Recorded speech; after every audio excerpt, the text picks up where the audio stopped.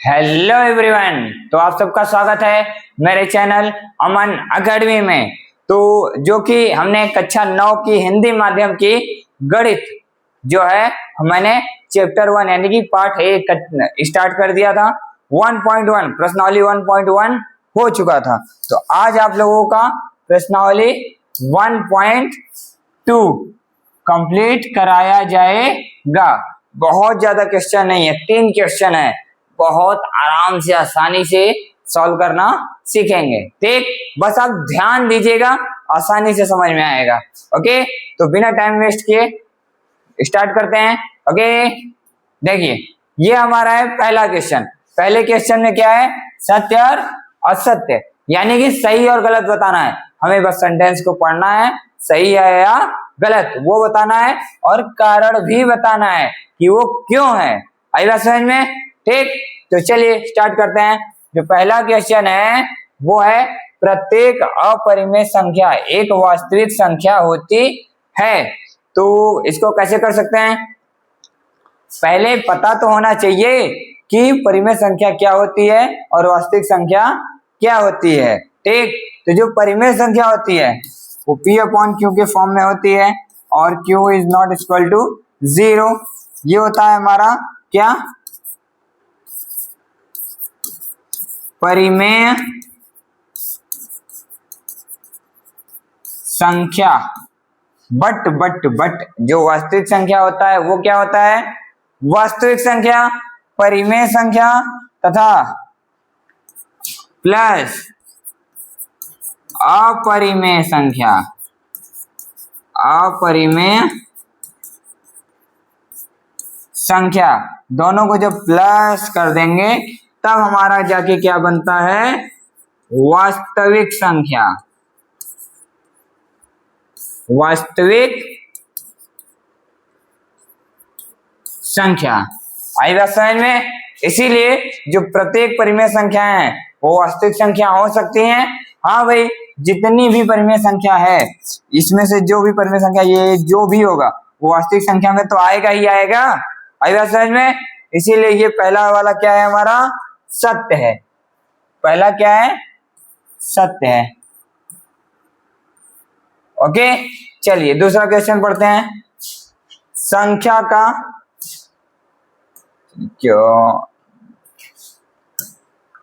संख्या रेखा का प्रत्येक बिंदु √m के रूप का होता है, जहां m एक प्राकृतिक संख्या है। सही बात है, कोई भी प्रत्येक चीजें क्या हो सकती हैं? इसका कहने का मतलब क्या है मालूम है? कि √m है। √m है, इसको जब बाहर निकालेंगे तो ये m आएगा। इसका टोटल स्क्वायर करेंगे। मान लीजिए इधर वैल्यू हमने इसके इक्वल में x मान लिया, तो उसका जब स्क्वायर करेंगे तो x का भी स्क्वायर होगा। तो m इक्वल टू हमारी वैल्यू क्या आ गई? x square. तो ये जो m है प्राकृतिक संख्या, तो x स्क्वायर के रूप में हो सकता है कि नहीं प्राकृतिक संख्या? आई बात समझ में? ओके, तो ये पॉसिबल है। और इसको कहने का ना एक सेंटेंस और बनता है शॉर्ट में अगर समझे तो। इसके कहने का मतलब है कि m अगर कोई प्राकृतिक संख्या है तो रूट वाली संख्याओं को जिनका हम पूर्ण रूप से नहीं निकाल सकते, यानी कि अपरिमेय संख्याओं को हम संख्या रेखा पे दर्शा सकते हैं कि नहीं? जी हाँ, जब हम परिमेय संख्या अपरिमेय संख्या सबको संख्या रेखा पे दर्शा सकते हैं तो m कोई भी मान ले लो, हम सभी को संख्या रेखा पर प्रदर्शित कर सकते हैं। आई बात समझ में? तो ये भी सेकंड वाला भी क्या हो जाएगा? सत्य है। ओके, चलिए अब देखेंगे अगला। प्रत्येक वास्तविक संख्या एक अपरिमेय संख्या होती है। तो वास्तविक संख्या क्या है भैया? यहाँ है। अगर इसमें से कोई वास्तविक संख्या ले लें तो ये परिमेय हो सकता है कि नहीं? कुछ तो हो जाएगा परिमेय, लेकिन कुछ अपरिमेय भी तो बचेगा, क्योंकि अपरिमेय भी तो मिला के तब वास्तविक बनाया गया था। तो प्रत्येक वास्तविक संख्या अपरिमेय संख्या हो सकती है? नहीं, ये पूर्ण रूप से अपरिमेय नहीं हो सकती। क्यों? क्योंकि वास्तविक संख्या को मिलाने के लिए बनाने के लिए वास्तविक परिमेय संख्या का और अपरिमेय संख्या का दोनों को जोड़ के तब बनाया गया, इसीलिए वो नहीं हो सकता, तो ये क्या हो जाएगा, असत्य।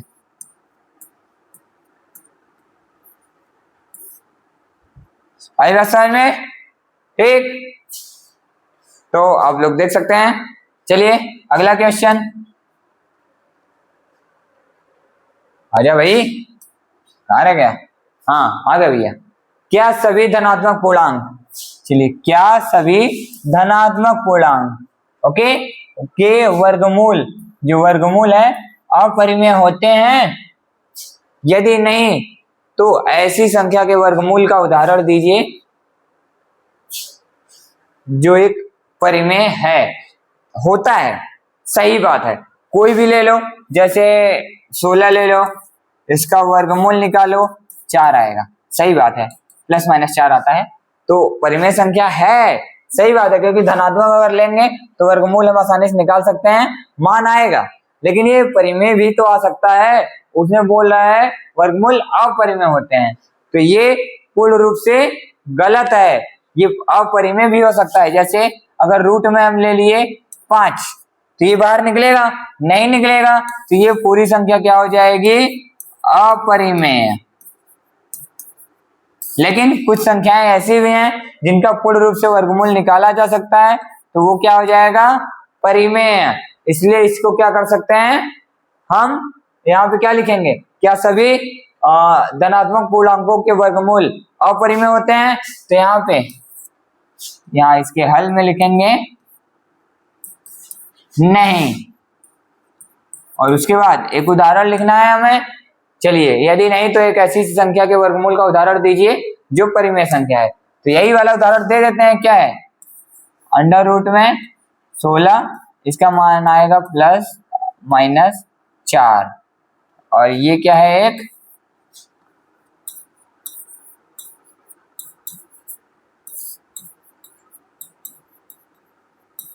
ये एक परिमेय संख्या है। आई बात समझ में, ठीक।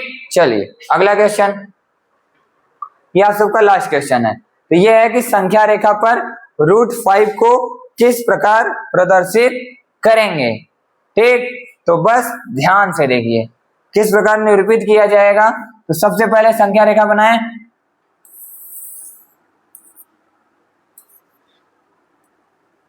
यहां क्या रहेगा, 0 1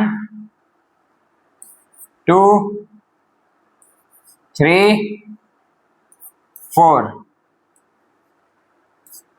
-1 -2 -3 -4, ठीक। तो ये 5 अगर हमें लाना है, तो ये बताइए संख्या रेखा पे इसको 5 अगर पूर्ण रूप से दिखा सकते हैं, √5 को हाँ सॉरी, जो ये √5 है हमारा, इसको संख्या रेखा पे ऐसे दिखाई दे रहा है, नहीं दिखाई दे रहा है, तो हम उसको लाएंगे। कहां से लाएंगे, कैसे लाएंगे, चलिए ठीक है, कहां से लाएंगे, पहले ले लेंगे इधर से, हमें कितना लेना है, क्योंकि जो √5 है ये किस किस को जोड़ के बनाया जा सकता है, 4 को प्लस 1 को, 4 किसका वर्ग है, 2 का, और प्लस 1 किसका वर्ग है, 1 का। तो ये पाइथागोरस थ्योरम टाइप में, ये जब वर्ग के रूप में लिखे हैं तो इसको 5 आएगा कि नहीं, हाँ ऐसे में आ जाएगा, यही तो है, यानी कि इसके रूप में तोड़ सकते हैं, ठीक, रूट से रूट कट जाएगा, तो ये 5 लाने के लिए यहां से कर किया जा सकता है। तो हम यहां से कितनी दूरी लेंगे इधर, चलिए ये हम लेंगे यहां से, ये वाली दूरी हम ले लेंगे इधर से 2, और इस पे एग्जैक्ट 90 डिग्री, कितना 90 डिग्री एक खींचेंगे, ये ठीक है। तो फिर स्केल से, जैसे कोई स्केल है हमारे पास, ठीक है, तो स्केल पे ऐसे नाप लेंगे पहले कि कितना होता है, ऐसे जैसे स्केल है ना, तो यहाँ पे एक रख के ऐसे कर लेंगे डिसाइड कि कितना होता है 1, आई बात समझ में। फिर इस पॉइंट पे रख के ऐसे उसको कट कर देंगे, ठीक है, ऐसे कट कर देंगे। फिर इस वाली लाइन को इस वाली लाइन से ऐसे मिला देंगे। तो ये जो हमारा है ये तो पूरा 2 है, ये कितना है 1, तो ये कितना आएगा हमारा 5 नहीं √5। अब ये √5 को फिर से यहां से ऐसे नाप लो और फिर इसी को ऐसे कर देंगे तो यहां तक आ जाएगी लाइन। और यही पॉइंट हमारा जो यहां से यहां तक का पॉइंट है यही हमारा क्या होता है √5। तो इस तरीके से हम √5 को